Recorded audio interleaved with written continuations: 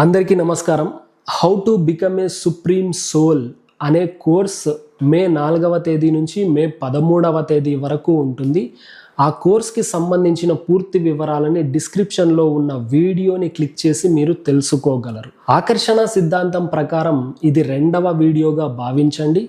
ఈ వీడియోలో మీకు ఒక సున్నితమైన పాయింట్ చెప్పబోతూ ఉన్నాను. ఈ పాయింట్ ద్వారా ఆకర్షణ శక్తిని మరింత గొప్పగా మీరు ఉపయోగించుకోగలుగుతారు. కొంతమంది ఏం చేస్తూ ఉంటారంటే, ఒక సాధారణ స్థితి నుంచి ఒక మనిషి ఎవరైనా ఉన్నత స్థితికి ఎదిగాడు అని అంటే, ఎవరి కడుపు కొట్టాడో, ఎన్ని అనర్థాలు చేశాడో, ఎంతమంది జీవితాల్ని తొక్కేశాడో, ఎంత అధర్మంగా సంపాదించాడో అని మిగిలిన 10 మందికి వీళ్ళ పనులన్నీ వదులుకొని మరీ వాళ్ళ గురించి దండోరా వేస్తూ ఉంటారు. ఆ వేసే క్రమంలో ఇంట్లో ఉదయాన నిద్ర లేచి పూజలు పునస్కారాలు చేస్తూ ఉంటారు, విజువలైజేషన్లు చేస్తూ ఉంటారు, ధ్యాన ప్రక్రియల్ని ఆచరిస్తూ ఉంటారు. ఎన్ని ఆచరించినప్పటికీ కోరుకున్నవి మాత్రం వీళ్ళ జీవితంలోకి రాకుండా ఉంటాయి. ఈ ప్రక్రియలన్నింటిలోనూ స్వచ్ఛత ఉంది. స్వచ్ఛత లేనిది ఎక్కడ అంటే మనసులో ఉన్న కల్మషం ఏం చేస్తూ ఉంది అని అంటే, స్వచ్ఛతని హరింపజేసేసి ఎదుటి వ్యక్తి మీద మీకున్నటువంటి క్రోధాన్ని చూపించే విధంగా మిమ్మల్ని ప్రేరేపిస్తూ ఉంది. ఆ స్వచ్ఛత లేని మనసుని మీరు కలిగి ఉన్నన్ని రోజులు మీరు కోరుకున్నవి ఏవి కూడా మీ జీవితంలోకి రావు. కనుకనే మీరు ఎదుటి వ్యక్తి జీవితానికి ఏ రోజు కూడా అడ్డుపోకండి. ఎదుటి వ్యక్తి అధర్మం చేస్తూ ఉన్నాడా, చేయనియండి. ఈ విశ్వశక్తి ఉంది, ఈ మెకానిజం ఉంది. ఎదుటి వ్యక్తి ధర్మంగా ఉన్నాడా, సంతోషించి ముందుకు వెళ్ళిపోండి. ఎదుటి వ్యక్తి నిస్సహాయత స్థితిలో ఉన్నాడా, వీలైతే మీ వల్ల ఎంత సాయం చేయగలిగే స్తోమత మీకుంటే అంత సహాయం చేయండి. ఆ వ్యక్తి సుఖంగా ఉండడానికి, సంతోషంగా ఉండడానికి.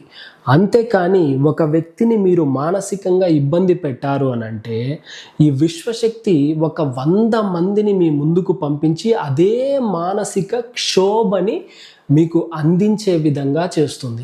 ఒక మనిషిని శారీరకంగా ఇబ్బంది పెట్టారు అని అనుకోండి, ఒక 100 మందిని మీ ముందుకు పంపించి ఆ వ్యక్తి ఎంతైతే బాధపడ్డాడో అంత బాధని మీకు కలగజేస్తుంది.